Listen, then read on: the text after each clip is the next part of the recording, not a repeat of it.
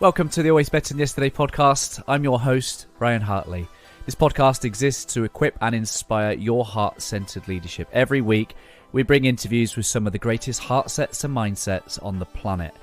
I hope the heartprint of our time spent together is that it creates new possibilities for you and all those you come into contact with.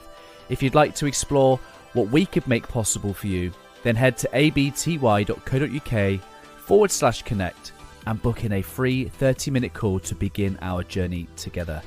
I just want to express a huge amount of gratitude to our sponsors, Exhale Coffee.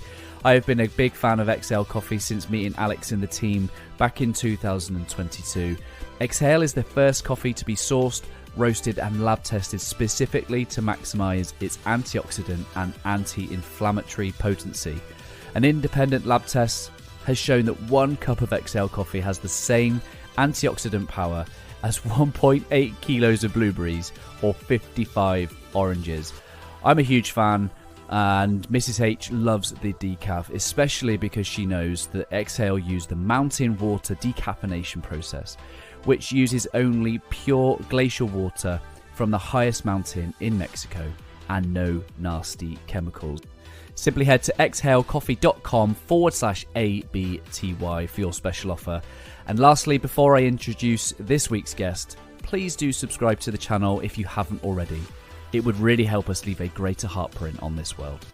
On episode 267, one honour it is to welcome Lewis Moody to the podcast. Lewis is one of the greatest to ever play the game of rugby. He is a former England captain and British and Irish Lion.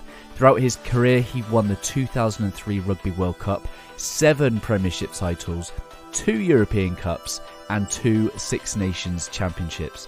Lewis's rugby career is marked by his incredible resilience and determination in managing his autoimmune illness throughout his rugby career. He was diagnosed with ulcerative colitis, a chronic condition that causes inflammation of the colon. Lewis faced significant physical and mental challenges, and despite this, he remained a formidable force in the world of rugby. Off the field, Lewis has dedicated himself to charity challenges, fundraising, and co-founded the Lewis Moody Foundation with his wife Annie in 2014 to raise funds for brain tumour research and support the families of those affected by the disease. More recently, Lewis has taken all the lessons he's learned in elite sport and coaching and founded KBM Inspired Performance Coaching, where he provides thinking partnerships for athletes and leaders, supporting them on a journey of self-discovery and career fulfillment. Lewis has also joined forces with Safe Space as a high-performance coach and established the Winner's Mindset community. You have the opportunity to have one of the world's greatest mindsets in your corner as your coach. Do not miss that opportunity. You can find all the links in the show notes. And despite all the accolades, at the heart of it, Lewis is a family man who simply wants to inspire you to be more and do more. It's an incredible conversation, one that I know is going to inspire you. It is episode 267 with Lewis Moody. Lewis Moody, welcome to Always Better Than Yesterday podcast. How are you, brother? Very good, mate. Thank you. Yeah. Struggling and managing all the technical issues of modern life these days, right? Is always the constant. Right. Yeah, it's a great enabler. And to talk about technology, 50% of this audience are American. So, like, this is going to be an education in proper contact sport. Well, man, that's a global reach. 50% of your audience is American. That's very cool. Well, NFL is one of my absolute passions. I won't pretend to know it inside out, but I watch it religiously. And hold on, what am I, 5 years ago? Oh my God, that's crazy. 5 years ago, I got to take part in a session with the Jacksonville Jags. Nice. Like an extended session they have a franchise over here. Yeah, sure they still do, but they did sessions basically for young, interested, and up and coming NFL players. A little bit like the pathway that they have now, but less organized and a lower stage of it. So I jumped in as a 40-year-old. Oh my God, it was amazing. There's a whole different. What's this cage on my head? I know, yeah. And also, like, the sound when you make a collision because of the helmet and the pads, it was huge. So you thought every hit you made was just epic. But yeah. Well, you're well known for the ferocity of your tackles. You got this moniker of Mad Dog. Like, do you remember like the first time someone ever referred to you as Mad Dog? Yeah. Well, so actually before that, it was Crazy Horse, and I can't remember who started that. But at the time, there was a famous old footballer called Emlyn Hughes, who's passed now, sadly. But his nickname was Crazy Horse, and I think whoever the media or whatever at the time thought it needed something different. But no, the person that instigated it was Brian Ashton. And ironically, Brian Ashton was coaching Bath. Andy Robinson took over from Clive Woodward, who was the iconic coach of England rugby that took us to the World Cup in '03. Andy Robinson then took over. He got sacked before the '07 World Cup, and Brian Ashton came in. And Andy Robinson's parting words to me were, "Mate, Brian doesn't want to pick you. He doesn't rate you. So you're going to have to play out your skin when he takes over." And ironically, so after my first start under Brian, which was 3 games into the World Cup campaign in 2007, he was the person. So I had a great game, and after the match, he was the person when asked about my contribution. Was like, well, everyone needs a mad dog in the team, and that was it, and it stuck. Yeah. Did you respond well to that kind of like Andy Robinson type? Is that like a motivation? Does that motivate you to really like prove people wrong or that kind of? That's a bit of a dig, isn't it? Was that really good management by him, or was he just being just plain serious, like doesn't rate you? Oh yeah, no, it wasn't a dig in the slightest. It was, because I got on really well with Andy. We had an open Yeah, and honest conversations about yeah, stuff, whether I was playing well or not. He was just being honest and going, mate, look, he was just sharing the reality of the situation with me, yeah, because we had a good relationship, and in many ways that was like a release, because in my head I just looked at it like, look, you know, I could go out and play the greatest game of my life, and I may still not get picked. So I might as well just take the pressure off, go and enjoy my rugby and play as well as I can. And actually, that year was, probably one of my most enjoyable, actually, in many respects. yeah, That the weight of expectation with England wasn't on me. yeah. And then I got picked in the squad still. I didn't get any game time, and eventually just, forced Brian's hand. He had to play me, and he was reflective enough to go, fair play, and give me the opportunity. And when I started, I didn't get dropped again under Brian until I got injured, which was a recurring theme, sadly, of my Mm, of my career. But that's professional sport, 14 operations in 16 seasons, not including the various other, mm.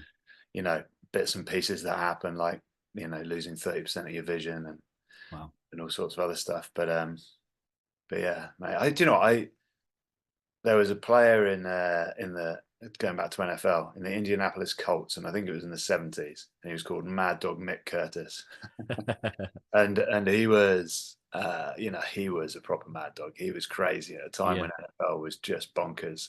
yeah, And I suppose, I watched a documentary on him, and I was like, do you know what? He's the kind of guy that you know I'd like to play with. He was ruthless. He was relentless. mm, mm. Yeah, I definitely wasn't as crazy as he was, but it was quite nice to have a nickname, I suppose, is the Yeah. is the long and short of it, that I felt reflected the style in which I played the game. Well, I shared the page in your book where it says Lewis Moody's injuries, and it's like for those that are watching on YouTube, they'll see that I'm holding up a book. It's just like a picture of you with all your injuries listed in your Yeah. book. And I showed a personal trainer friend of mine. The guy was just like, "How's this guy still walking? Like with all these injuries, how is this guy still walking?" And a short Google search of your name, a lot of the descriptions of you is just like athleticism, has a complete disregard for his own safety. I've coached young kids rugby, young kids football, and that fear factor or fearlessness is something that's very hard, if impossible. I haven't say impossible, but that's very hard to coach. I think you've either got that or you don't. Like, do you know where that comes from? Like, do you know, like, is that something you've ever reflected on, like that tenacity in yourself? You know what? That's a great question. I Where does it come from? I always loved rugby, so it was my passion, right? I wasn't Mm, particularly academic at school. When I say yeah, academic, I wasn't not intelligent. I was a bright lad, but I just struggled with the academic process of learning. right. I preferred doing. I like action orientated. Yeah. I enjoy doing, and and when I reflect on the team sport and the element that I really enjoyed most about rugby, it was the sense of belonging. So it was a Mm, place where I felt valued, which I didn't, necessarily outside of that field in the school environment. mm, Um, I knew I was good. I had an inner belief in my own personal ability, mm, and some of my inherent characteristics, I suppose, are around sort of protection and loyalty, um, and I suppose a supportive nature. If mm, I look at what I've done since playing, so when I reflect on it, that the way I played probably came down to the fact that I wanted to contribute to the team, and the way I could do that was by throwing myself around as much as physically possible, disrupting the opposition, being a right pain in the ass to them, and putting myself in harm's way. If I could use my body as a tool to benefit the team, then that's how I felt I could contribute. And I loved it. I loved the mm, physical outlet that rugby provided me as a frustrated teenager was just perfect, right? I look at my youngest, my two kids now, and how sport supports their life, and the outlet it provides. I always think it's like that. We've all got. I describe it as the inner warrior. I'm sure there's plenty of other ways of describing it. The chimp, Steve Peters, the chimp yeah, paradox, all that type of stuff. But for me, it's like that inner warrior, mm, and it's we all have it, and it's when do we let it out? How do we exercise it? And for mm, me, if I didn't exercise it, I get really frustrated, irritable, mhm, grumpy. mhm. I react emotionally, differently to how I would normally. So I suppose what's my point is that that was my opportunity to exercise my inner warrior in a way that I don't get to do now. So the frustration element of life and the outlet, you have to find different ways of trying to exercise your inner warrior for me now. But I forgot what you actually asked me at the start. No, no, it's good. One of the things, and we'll come to your kind of like what you're doing post rugby in a bit. But one of the things I know you talk about is like the who not what approach, or the who not the how. And I think there's something to be said about this identity, this sense of becoming almost like a winner or a champion before you actually do. So we've just seen this year that Bayer Leverkusen have just gone unbeaten throughout the entire season. And you think, did they become champions as a result? Do they feel like champions because the world proved to them, or did they go to the world with the mindset that they already were unbeaten, unbeatable, and this idea of actually your results are simply a reflection of like your inner world, your inner identity, your inner being? And I'd love to know the kind of difference, because you had some success very early on in your career. So you are one of the most decorated English rugby players in history, 7 Premiership titles, um, 2 European Cups, 2 Six Nations, British and Irish Lions player. I'd love to know a lot of things. I'd love to spend all day with you, but I'd love to know specifically around this, the difference between Lewis, the 20-year-old champion for the very first time, and Lewis, the Premiership champion, 7 to 8 years later. Like, are there similarities? Are there things that are different? Like, how do you reflect on that time period in terms of who you were in those phases? Right, and that is a great question. No one's ever asked me that. Ah, So I'll let me think. So how do I reflect on me initially? I suppose if I go back a little bit to understanding my own makeup, the first time I had a insight into that was Dad took me to a game when I was 14 to yeah. watch England Wales. Paul Thorburn, who was a great Welsh goal kicker, was captain at the time. Will Carling was the England captain, my hero, because I was a centre until I was 17. And we went and watched that game. England won, and afterwards, and I remember this clearly, and I remember it now. Because it taught me so much. I think at the time was that basically he said, "Did you enjoy the game, and do you want Mm, to come back?" I said, "Yes, I loved the game, and I will come back, but I'm only going to come back when I'm playing." So I was 14 at the time when I said mm, that, and anyone that knows me, would, I like to think, not describe me as an arrogant person.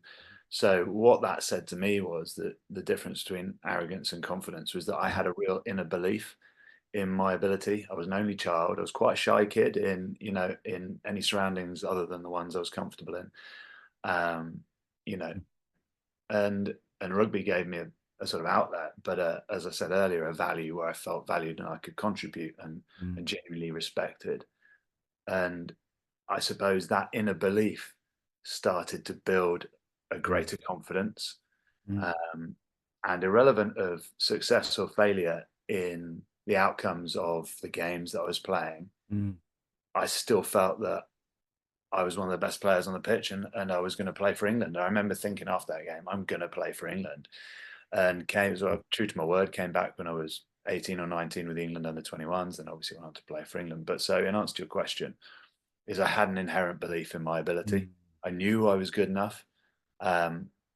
I knew I had an attitude that, well, maybe I didn't know at the time that I had an attitude that was about working hard, proving yourself relentlessly. So in every session, and then rightly or wrongly, people tried to correct this in me. I say correct. People tried to get me to temper my approach to sport as I got older, and to my failure, or to what's the right way of putting it? My failure as I got older was that I didn't, because I felt I still had to behave in the same way I did as an 18-year-old, where I had to prove myself week in, week out in every single session of every minute of every day. And that meant invariably that I'd end up picking up more injuries and niggles along the way. But on the flip side, it did mean that I was the player that I was. Would I have lasted longer? I think I probably would, if I'd been able to adapt my mindset, which is, as with the benefit of age and wisdom, we learn things, and there are certain things that I would have tinkered with in my career, because I would love to have got another 2 or 3 years out, but I won't be greedy. I got to 33, and 16 seasons is a good going. But the difference between how I finished, so I won my first premiership in '98, so I would have been 20. I won my last premiership in 2010 when I was 30. Is that right, maths? 32 maybe, or whatever that is. God, there you go. It's my academic genius coming out. And the difference, I suppose, was there a difference? In honest reflection to your question, I don't know if there was a great difference. I knew that I still believed inherently in my ability. I firmly believed if I could be on the pitch, I could make a difference to the team. And the learnings that I would share with myself now is that actually it's just to be a bit kinder on yourself, as in when I wasn't starting, when I was on the bench, around the competitive nature of team sport, and how you can support others to come through underneath you, so supporting the younger generation. So there'd be something around that. But I think my mindset was probably very similar to my detriment in many ways. And actually that's that side of it I wish I could have learned. So I saw a sports psychologist. The environment I grew up in was a macho, ego driven place where proving yourself was, as I said, was the constant. And I think showing any sign of weakness in that environment, or showing any vulnerability was a sign of weakness. Therefore, I believed that if I couldn't resolve my own mental struggles, challenges, physical struggles, challenges, then that was a sign of weakness in itself, which is crazy to say now. But that was, my naivety as a young athlete. And only when I sat down with a sports psychologist after getting, you talked about all the accolades I had, which I appreciate, thank you. But, I also had one which was becoming the first Englishman in 100 odd years to be sent off for Twickenham. If you think of all the horrible buggers that played for England in that time, and utterly vicious people, I wouldn't consider myself one of them. I was a very competitive individual, absolutely. I was relentless in my approach to the game, but I wasn't particularly nasty. So to be the first sort of person to be sent off for England was a real. I've got that written down here, and the way I was going to weave that into our conversation is how great is it, when Mark Cueto gets taken out of the air, lands on his head, how great is it to see his teammate just coming to back him up? Like that must have given him and his teammates a.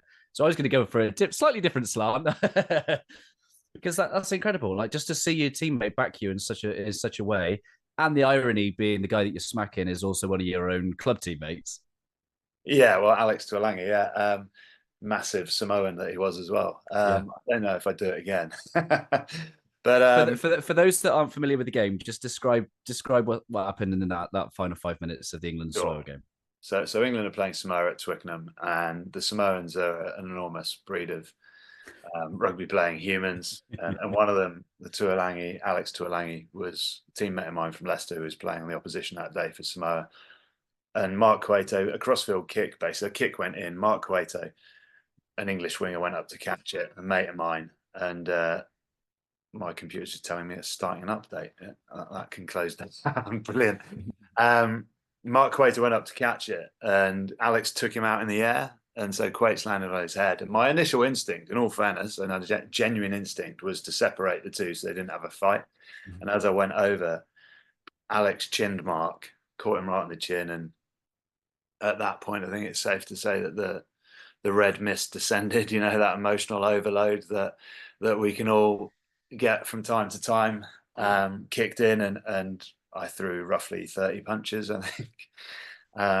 Yeah, for one of the broken noses in that graphic. Wow. Well, if you see the image, I look far worse than any of the Samoans. But it was at the time, you know, in reference to what you were saying, which was like, you know, to have your teammates supporting you. That's, for me, that was rugby. It was like if someone, you know, is protecting your mates. If someone takes my mate out in the air and then chins him, I'm like, why is the ref not doing something about this? So I reacted emotionally, and I was rightly sent off. And I mean, the learning for me, and the point that I suppose that I was making, and the real learnings that I genuinely had off the back of that, were people then started coming up to you going, oh, we've got anger issues. And you know, for all the people that said, mate, that was amazing, you know, standing up for your teammates, there are as many that would go, and you should have your contract ripped up because, you know, it's a disgrace what you did. So it was, you know, it was either end of the spectrum, and ultimately it made me reflect and look at what I needed to do, because people were going, well, you've got anger issues now. I was like, piss off, you've got anger issues. Okay, and then, right, yeah, maybe there is something in this. So I sat down with Jamie Edwards, who's a brilliant sports psychologist who still operates now. And we just tried to get to the bottom of why it happened. And the reality was that, you know, it was a manifestation of my frustrations from being injured for years, and all sorts of other things. And the physical outlet for that was violent acts on the pitch, and it was just not being able to control those emotional responses because they were so strong in me. I'm a real, you know, feeler. I feel things deeply. So all we worked on was understanding that emotional response, being aware of it, so that you can then make a change. And he said that people are going to target you now. They're going to try and trigger you left, right, and center in every game. So you're going to need to be able to deal with this. And because of him, I never had, you know, I played for another 6 years, I think 7 years after that. I never had another red card. It was the only red card I ever had. And he just, you know, when I watch the Oscars with Will Smith, you know, you see Will Smith get up out of the seat with Chris Rock having made a jibe at his wife. He took that initially, he sort of laughed at it, and then you looked at Jada, and you could see he had, like, all of a sudden he was triggered, and the next thing you knew, he was out of his seat. Once he was out of his seat, it was like, you know, if you're in the car and you've got road rage, and so you get out of the car, worst thing you can do because you're escalating it, right? Yeah. You know, so for me, in those moments when that emotion kicked in, is okay, how do I step myself out of it? And he just gave us some distraction techniques that were really useful. And just look at the ref.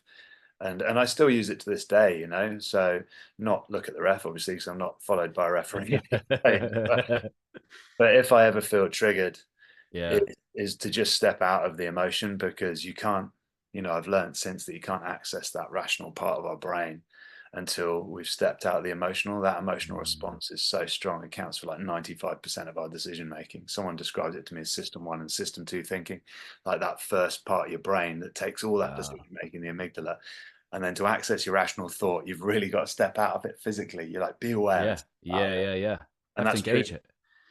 Yeah, there's one of my favorite books is Viktor Frankl's Man's Search for Meaning. his memoir of, yeah, it's Yeah, powerful. And there's one liner in that book that gets me every time. It says,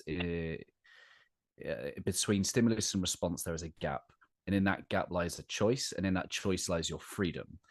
And it's like, I think so much of this awareness, so much of this introspection we go through, the psychology, the maturity that we gain, it's just to try and widen that gap so that we gain more space and freedom to make a choice that's better for the situation rather than just letting our chimp run wild. yeah. And so much, I love that as well, but his whole story, I'm a bit of a military Mm-hmm. history buff, and I was in Normandy the other day, but his whole Mm-hmm. story is remarkable, surviving Hard, isn't it?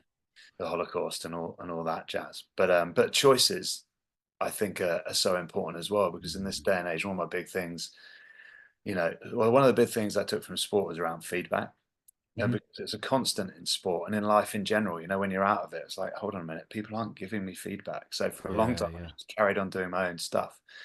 And we talked about, you mentioned the who, not how, but I just spent so long thinking, well, I need to figure out how to do everything Mm-hmm, myself. mm-hmm, And then I'd mm-hmm. get frustrated with why I wasn't, but I wouldn't ask anyone for feedback because I thought that was a weakness. People have, Mm.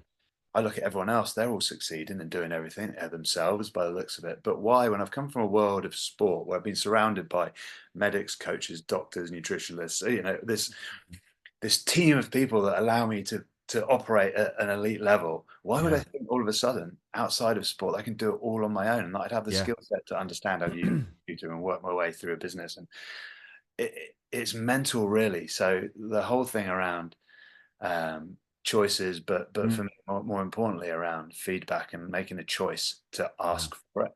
I don't yeah. know if you've read anything from Carol Dweck around the growth Mm, mindset stuff. mm.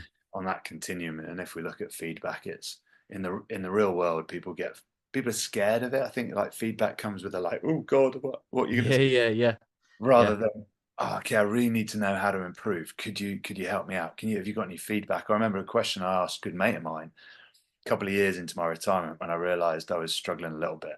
Mm-hmm. And I had a life coach myself. Um, and he actually suggested this, in all fairness. He said, go away and ask your mate a couple of questions, ask him what you're doing well, what you need to improve on, and what you need to stop doing, more Yeah, importantly. yeah, And the feedback I got from that was so important, yeah. just for the first time in 3 years, actually going and asking for some feedback around my behaviors. Yeah, yeah, yeah, yeah. Yeah, So, it's powerful, isn't it? And I think we have to sometimes create a culture of that, so that the moment we ask for it, doesn't feel personal.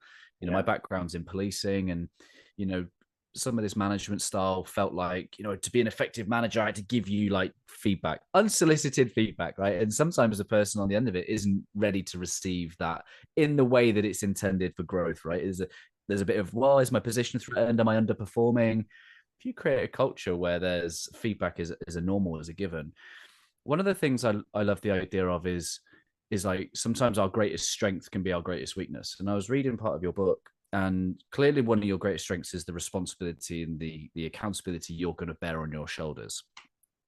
And then you go and make 6 missed tackles against Australia, and no one is your harshest critic but yourself. And I was reading the way that you were talking about this. I think your mistakes got glossed over in the post match review, and you like, no, I'm going to stand up and I'm going to tell everybody that wasn't good enough, and I'm going to be better. And then the feedback you got given wasn't about improvement. You got feedback from Johnny Wilkinson says, mate, chill out. Like, chill out. Like, so feedback can go in two ways, right? And it's almost like that feedback was bringing you back up. Maybe you can speak into that, what that was like first. yeah.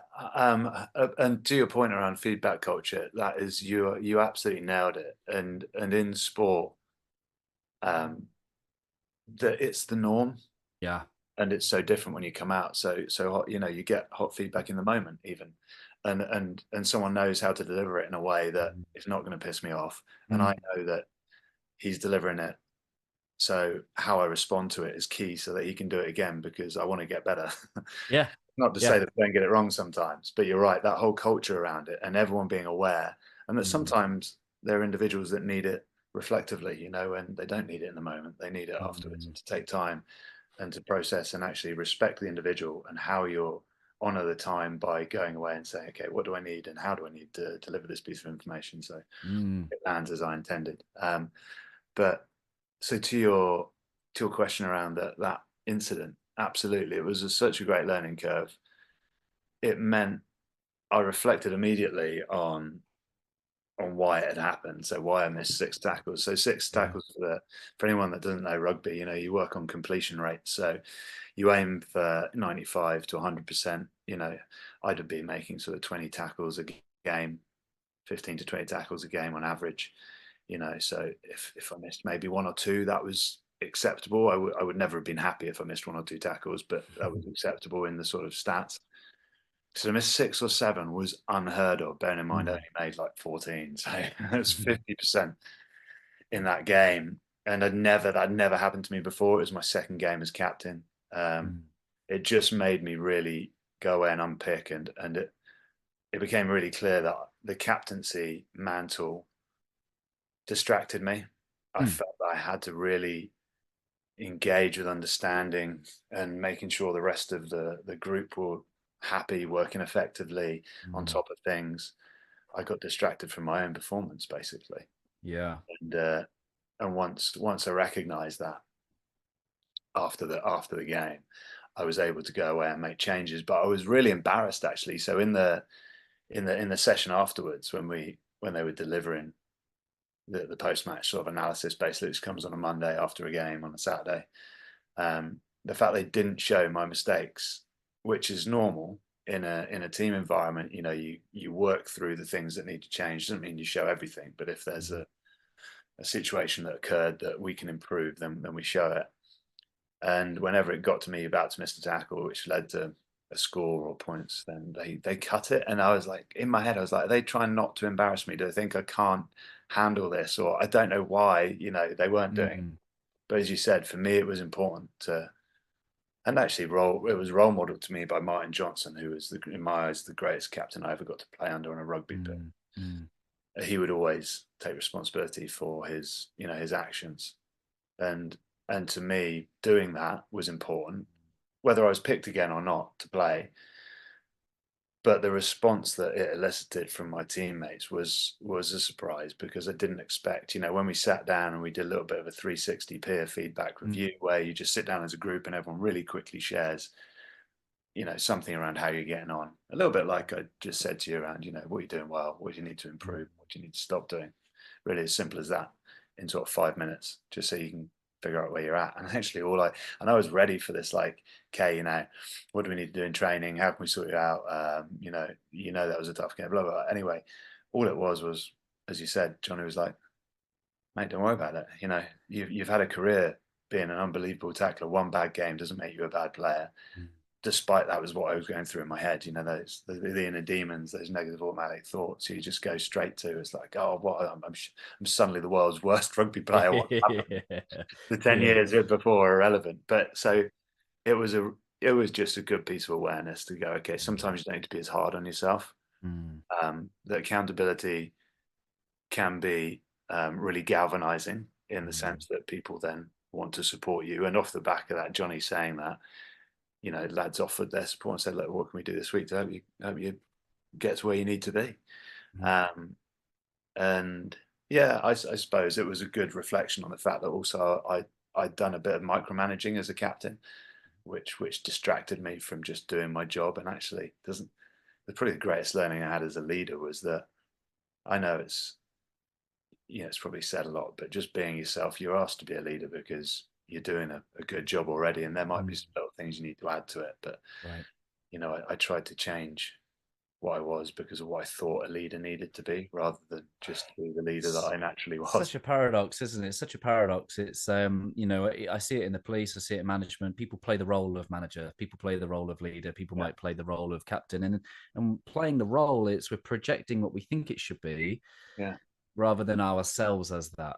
And everything changed for me in the police. In the very early days, I was suffering and struggling, trying to be what I thought others needed from me. I was like, I'm not cut out to this leadership stuff. I can't do things the way that you do things. And the minute I turned and gave myself the freedom to lead the way that I lead, this is the self-discovery stuff, the values, the purpose, the strengths, the talent, the weaknesses. When I started to integrate who I was, I could say, actually, do you know what? I can't do that, but I can do this. And this is how I lead. Which then also set the context for why I need other people, because these weaknesses here, I need someone to cover those weaknesses, and that's the purpose of a team. Like you've operated in teams at the highest levels, but none more so than the British and Irish Lions, right? You try and bring the greatest players from the four nations together, and you try and make the world's best team in what 7-8 weeks. Like, how do you do that? What are some of the? So we know all the kind of like the skills that we do for like rugby, handling drills. You might do the call drills. Were there anything specifically set up to make you a team? Anything mental skills, culture, team, anything that really accelerated the cohesion of a team unit, other than initiations? Yeah, that's a good question. So Clive Woodward was our Lions coach. So I missed Ian McGeechan, and actually only managed one Lions tour due to injury. Um, and so if I ever think about that question, you're right. Really, despite the fact that you bring a group of really talented individuals together, you're taking on the best team in the world who've had years working together. So really, it shouldn't work. And obviously sometimes, and for my tour, it didn't work. But the ways that people go about it are often different. But invariably, it's about creating connections and feelings. So rugby, its essence is that combative, physical beast that if you haven't got a desire to work hard for the individual next to you, the connective nature of that team will come undone. Yeah. And really the best way that I ever saw it work was, Ian McGeechan would and this is sharing my observations and what I've heard from some of the other lads as well on their different tours, was that he'd sometimes have a marquee at training where you turn up first day, you go into the marquee with all the training kit, or you go into the other marquee where you've got crates of beer, you sit down, you have a yarn, and you start creating some connections and some stories that are going to bond you when you need to be. And when you start creating those connections, because there's no way in 7 weeks you can improve the skill level of these already brilliant players. It's just about how you connect them and how you make them feel within that environment. And certain people were really good at it. Ian McGeechan, without a shadow of a doubt, one of the best. And I think when you combine that connective nature with training and physical output, where people show what they're going to give you, they prove to you, what they're prepared to lay on the line, and whether that's in a conditioning session or a weight session or in a team talk, or sorry, not a team talk, but a team meeting where sharing vulnerabilities, where you're being open and honest, and you're not standing at the front going, this is all great, but actually vulnerability is a really strong way of creating trust quickly in individuals to know that we all struggle, but we're going to get through this together. So a combination of all those things. There's no one magic bullet, right? There's just a combination, and some teams get that really quickly because they've got individuals that embody it and have been used to it, and some teams don't because a number of reasons. Yeah, I was fortunate to spend time with Patrick Lencioni on the podcast a couple of months ago, and Patrick's famous for this 5 dysfunctions of a team, of which the foundation of his model is vulnerability-based trust. And so we're talking about the same thing, but that doesn't fit with the macho culture of the 90s, 2000s, and I think one of the jarring things is that the ego does is it makes it this or that, right? It's this or that. It's macho or it's weakness, and weakness will be the downside. And that's the ego paradox, right? Because the reality is it's and. It has to be and. It has to be the strength of it, but also the strength in being invulnerable. And I think there are some really beautiful moments in your book where you have these moments of vulnerability, and having the courage to have those moments. I think there's a Leicester coach when you're talking about your debilitating illness. the moment with Johnny. There's a number of little moments where on the other side of that vulnerability, there's deeper growth, connection. There's like a weight off your shoulders, but it takes the courage to go first. Yeah, and courage is an interesting word, isn't it? Because it invariably doesn't always feel like that, if ever feel like it when you're doing it. Right. I think for me, it was just a step. And it was a step I had to take. And when you talked about choices, it was a choice I had to make to make change. I mean, because I couldn't continue as I was. You're talking about ulcerative colitis, which is essentially bowel disease, right? So I was incontinent, and I had to take change of clothes to training in the car. I'd have accidents on the way to training, sorry, in the car. So I had to make a change, and that change was saying, right, I'm going to speak to someone about this, despite all my perceptions of what speaking about this would mean. Would I get picked again? Because it might be another reason. I had a lot of injuries anyway. Yeah. Would it be another reason they won't pick me? And that was all. So it was a perception. It was the assumptions I was making off of the environment I've grown up in and the way people behaved around me that created a norm that actually was totally dispelled when I spoke to John Wells, who was my coach. And after a year and a half after being diagnosed and losing loads of weight and really struggling mentally and physically, as soon as I spoke to him, he was like, mate, well, I struggle with something similar. So I totally understand. If you ever need time, and when I say time, so, for me, it was turning up late because I was in the loo. It was multiple times having to leave a meeting, which made me nervous because, as a young man in those environments, Lombardi time, being on time, being attentive. Yeah. There were so many things that play out in your mind. But yeah, so the burden that was relieved purely by the tiny act of telling someone about it, which seems so sensible now, right? Because we all know how important talking about things is. But yeah, and the choice that I made, and it didn't feel like courage at all. If anything, it felt like the easiest thing in the world once I'd done it. But prior to it, yeah, it took a lot to be able to do that and move through what I thought everyone would see as another weakness. Yeah, it's interesting hearing your reflections and would you do things differently looking back, and obviously I've heard Jonny Wilkinson speak on Jake Humphrey's podcast, I think, and I think it's sad to me to think that Jonny acknowledged that whilst he was at his best playing wise, he was probably at his most mentally or emotionally weakest, or unhealthy, I think was his words.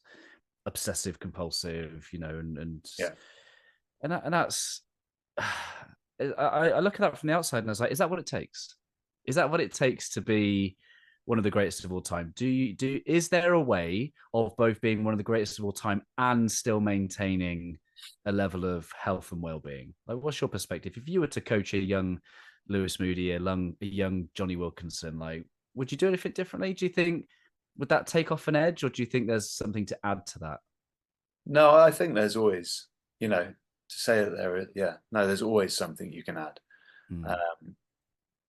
And sometimes the fear of change, stops you doing it, right? Therefore stops you growing. So you just continue without knowing. And this is a difficult question to answer because it's, retrospective, I suppose. Yeah. But I think if I look at high performance and elite performance, I believe is achievable by anyone in their chosen field. If they, if they're prepared to work hard, they have the right attitude, skill set, and all those things. Elite performance, I think, is much harder to achieve and only achievable by a smaller percentage because it really means marrying inherent skill with all those other qualities over consistent time and with disciplined actions. And sacrifice. And sacrifice. All so many things. Well, I saw a bit in your book that says that when you were made England captain, even your wife made herself available to the wives and girlfriends. Like that's a proper team aspect that you don't see. That's like proper all-in support for the role.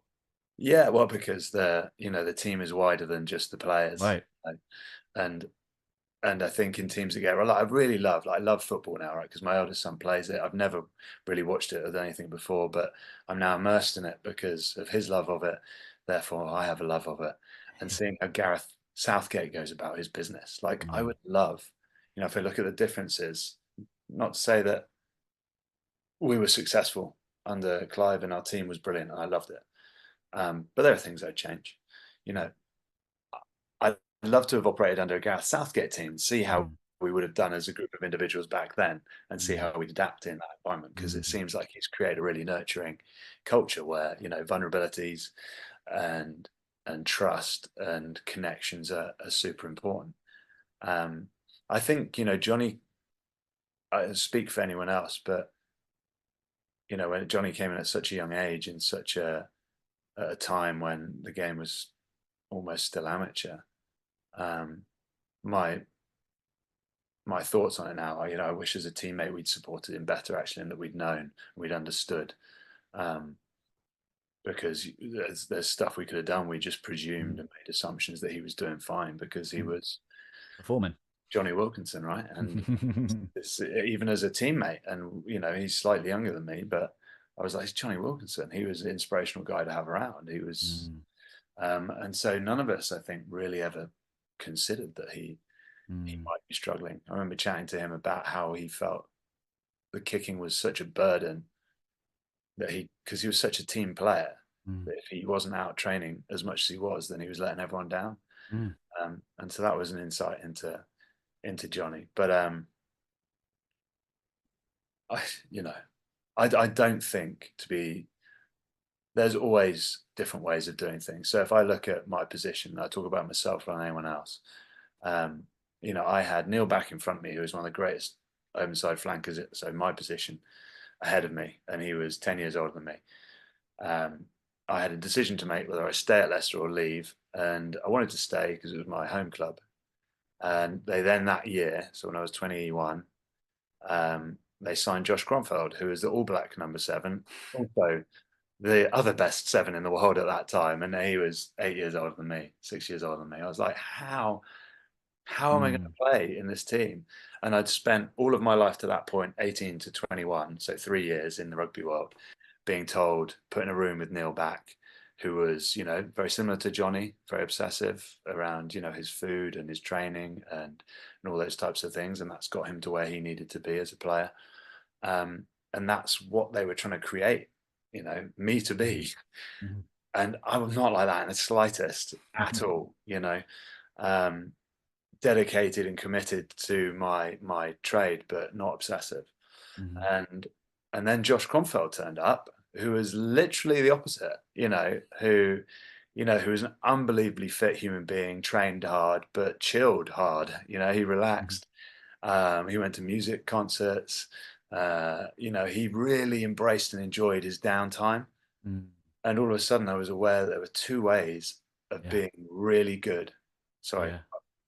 I was aware of 2 ways, because there are obviously millions of ways of being the greatest, or being really good, or performing at a high level. And that was, I suppose, the awakening for me. And in answer to your question, I don't believe that there's one way of becoming the greatest. There is inherent qualities that attach themselves to that, and a relentless sort of work ethic probably is one of those to a degree. But I think if you took all the top players in the world across all sports, you'd find an array of qualities, behaviors, disciplines that has meant they've got to the top. And some of those will be similar and some of them won't.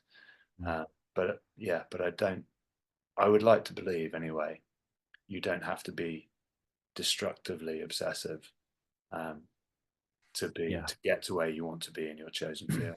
And I think, whether we're in business, whether in sport, life, family, I think if we don't take the time to figure out what success means to us, I think we'll talk about the winner's mindset stuff. We're defining what that even means to us. Yeah. How can we ever achieve that? How can we ever know that we've got there, or getting there, getting closer, if we've never taken the time? Because I often think through my own lens, my own values, say if I was incredibly successful in the world, but my kids hated me, I'm not really that successful, because that's more important to me. So if I didn't take the time, so I remember, at the very start of the days of building always better than yesterday. So 7 years I've been running this, and 7 years ago I got a lot of popularity quite quickly, and the world was loving Ryan Hartley. But I wasn't being who I needed to be in the family home. And therefore, was I really truly successful? Maybe in the eyes of a few external people, but to those people that mattered to me most.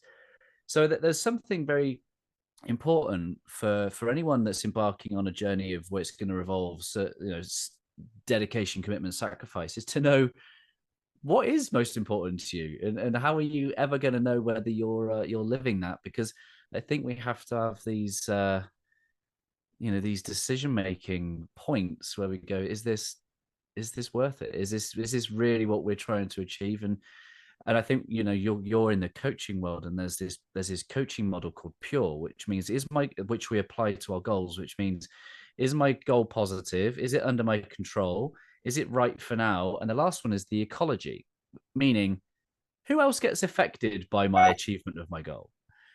Sometimes that will be positive. My family will benefit because I'm maybe got bringing more money, more opportunities, but it also leaves perspective to go, actually, do you know what? The kids won't see dad as much, and then I get a different decision making framework, and I go, do I want that?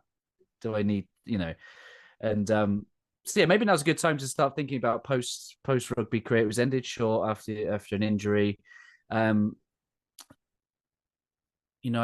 remember seeing Wayne Bridge on SAS, Who Dares Wins, really struggle with this bit immediately after being a football player, because he lost. I just remember doing the school runs, and it's like lost his identity. His entire world was built around Wayne Bridge, the football player, and I can see how many people lose a sense of purpose if they associate purpose with their performance, shall we say?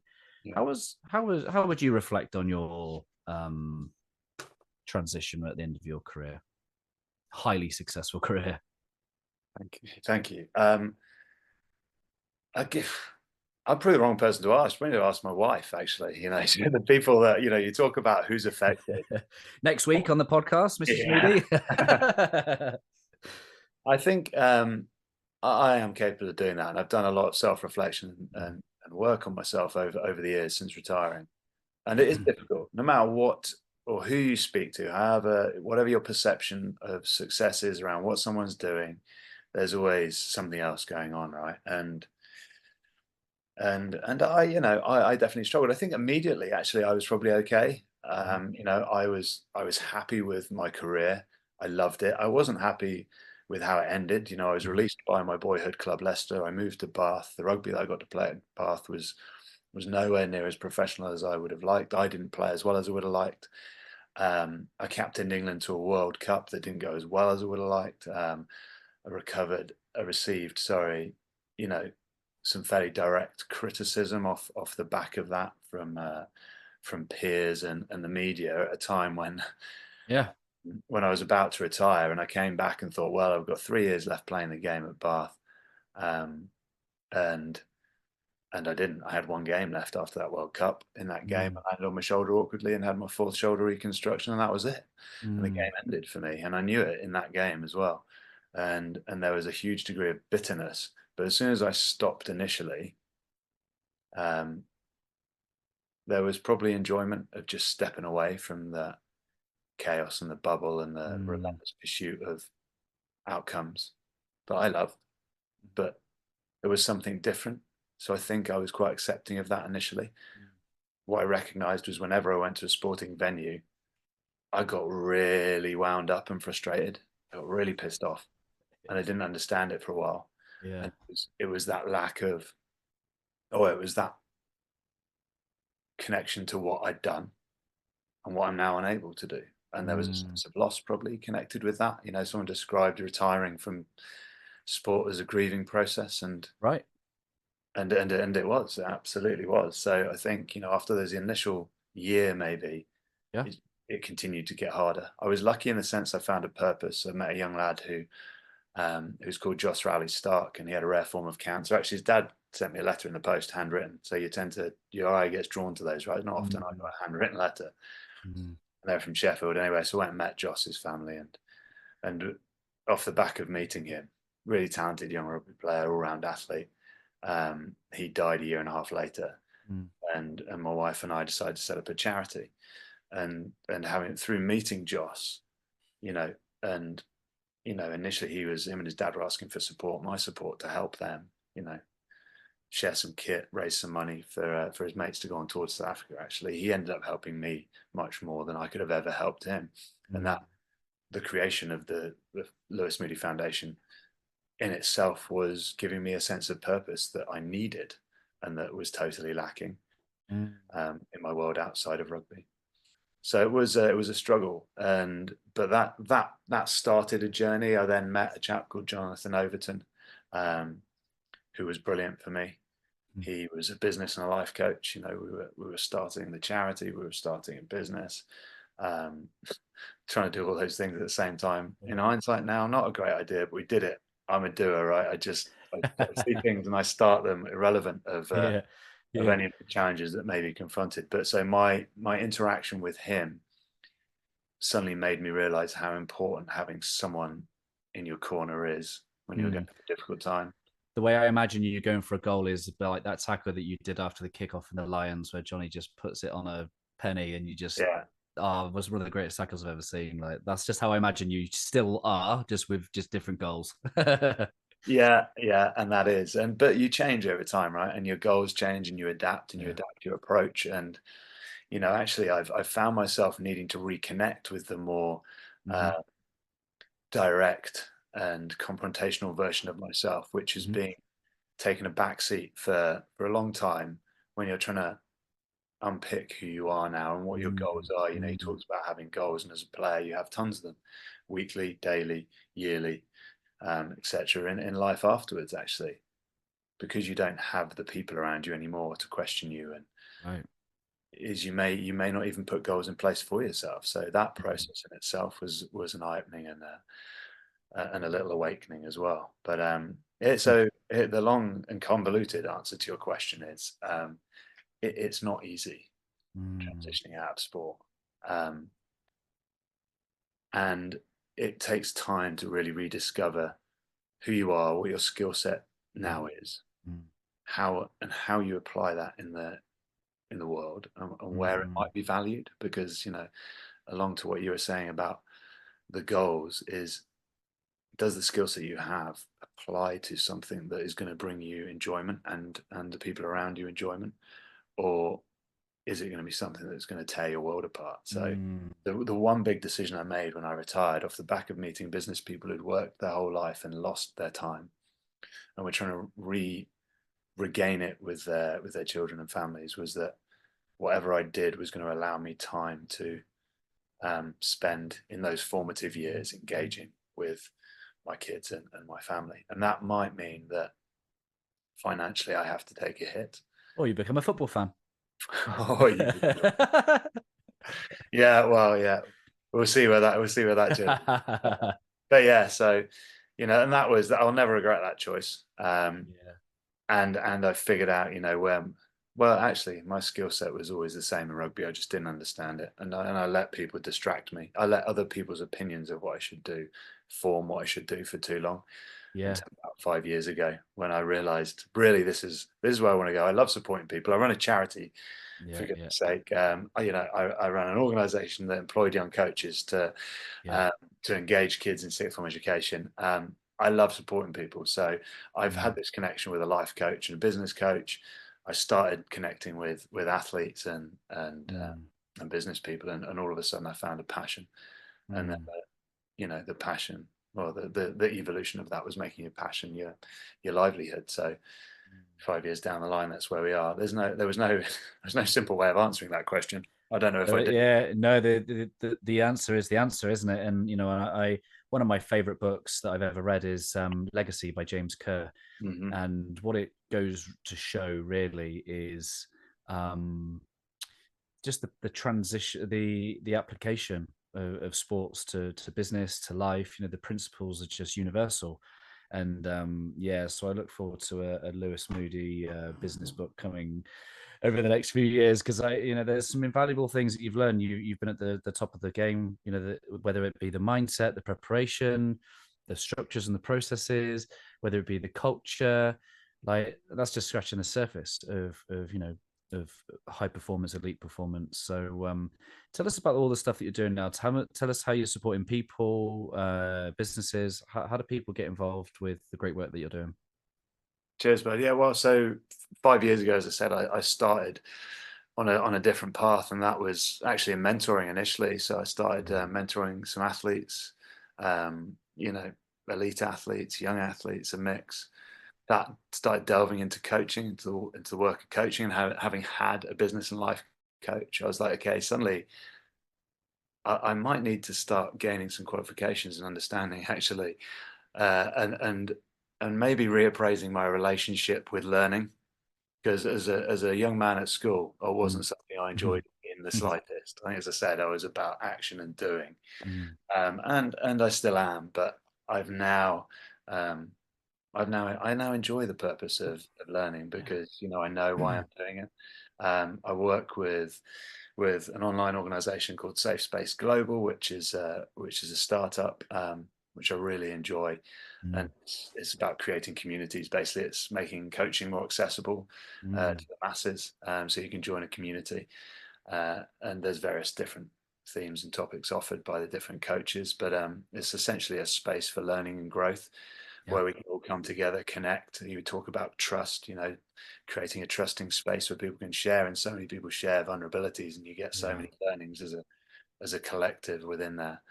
Um, and then from a one-to-one point of view, I run my own company, so KBM Inspired. We do performance coaching for individuals and for teams, and that's something I absolutely love. The winner's mindset is the name of the stuff I do under Safe Space Global. That's the community, which I think sometimes leads people on a different path, because it's like, oh, all right, this is how we're going to win, and it's all about winning. Actually, it's the opposite.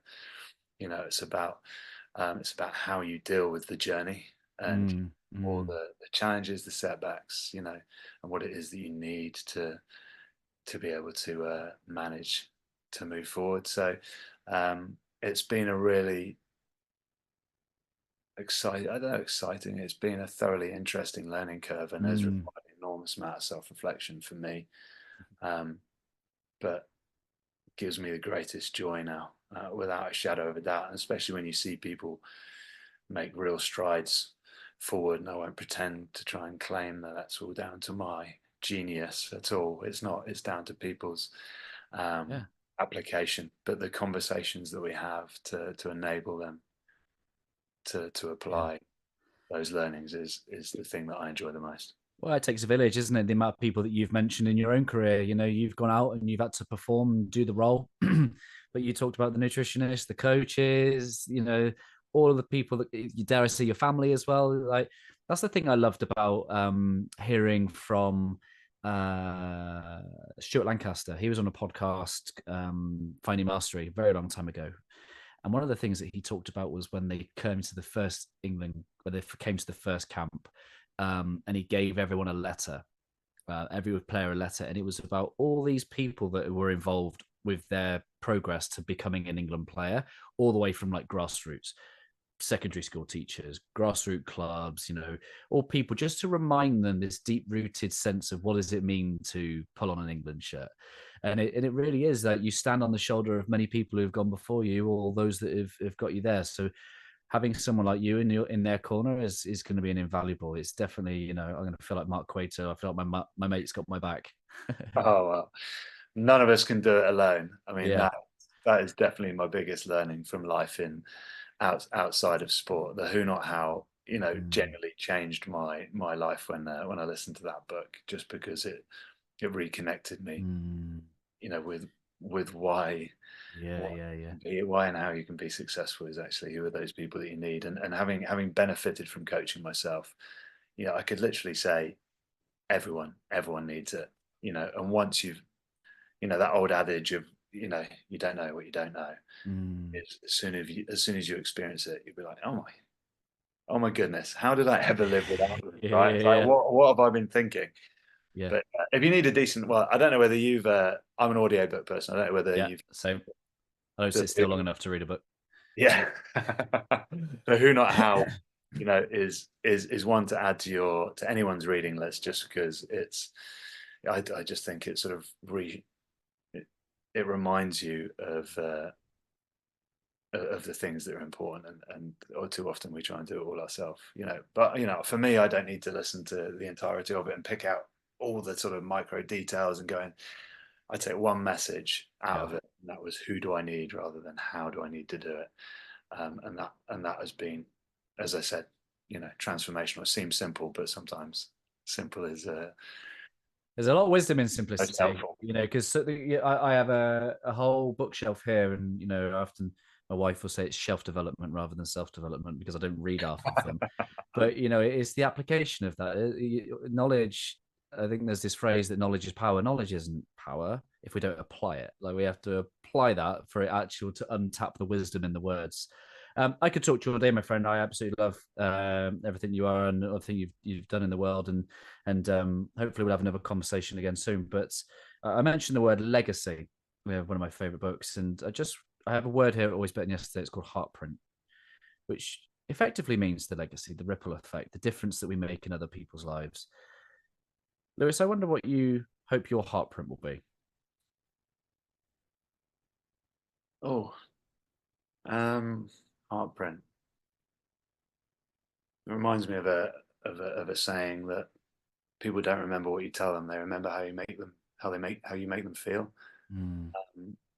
So it would be something around that. It would be that it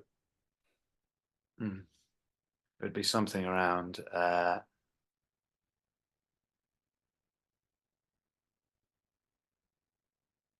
would be something around just making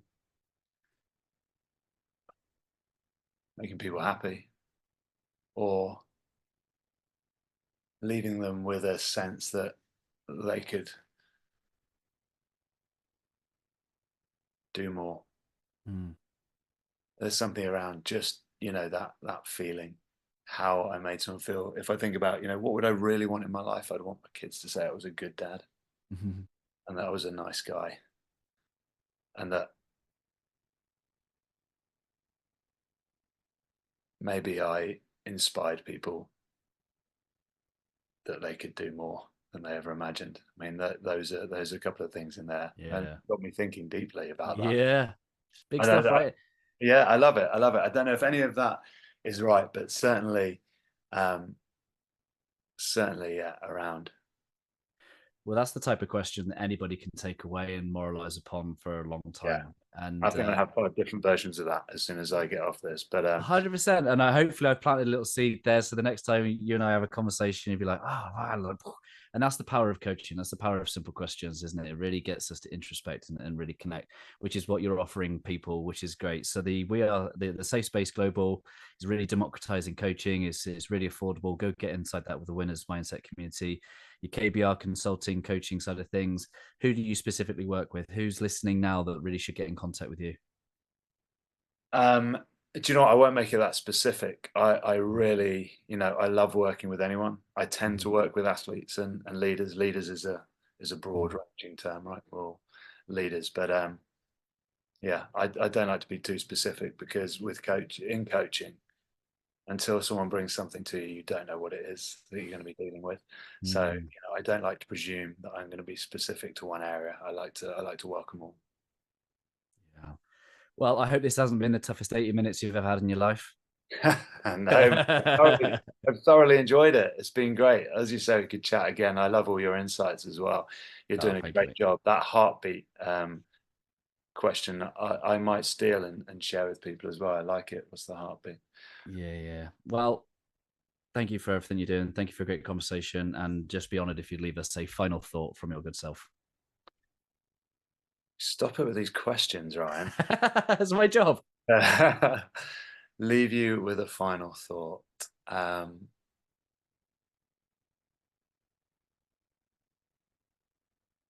There's probably 2 things. One is something about doing. If you're stuck or waiting or thinking on something, aiming for perfect until you do it. Maybe just think about good enough. Is it good enough? And take action and just start doing. Make that first step. and then there's something which is just always important to me, is just kindness. It's, you know, an act of kindness today that'll make someone else feel better.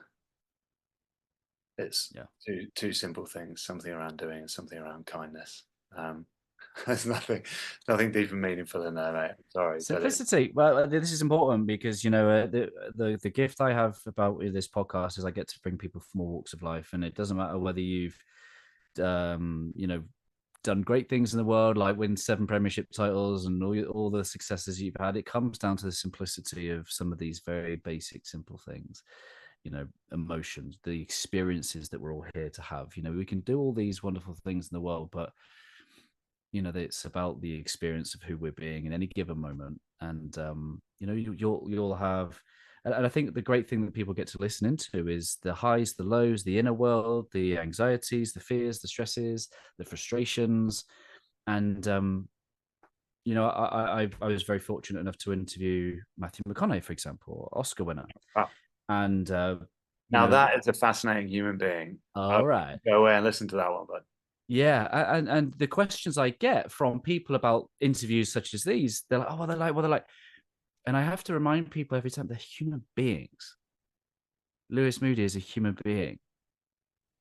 Matthew McConaughey is a human being, and I think there's something incredibly, like you talk about connection and insight. Like that's the wonderful thing, is that, you know, people are human beings, therefore we're having this human experience, therefore we're having thoughts and feelings, therefore they're doing things that we can learn from, and we can probably apply them to our own life and just be that little bit better if we just do one thing at a time, build on those things. So thank you for being you, thank you for all that you've brought, and I look forward to the next one, my brother. Take care. Cheers, Ryan. Top man. Hey my friends, thank you for making it to the end. I hope that our time spent together today has left you a little bit better than before you push play.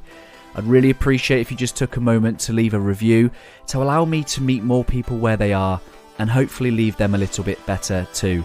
If you're curious to know how I, through Always Better Than Yesterday, can serve you, your team, your organisation, then head to alwaysbetterthanyesterday.com to connect.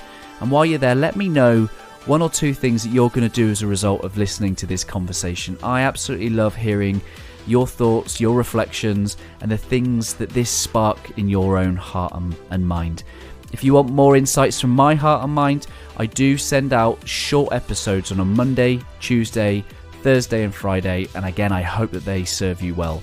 I appreciate you listening. I'm Ryan Hartley, host of the Always Better Than Yesterday podcast, a podcast for heart-centered leaders just like you. Keep leading, my friends. Always love.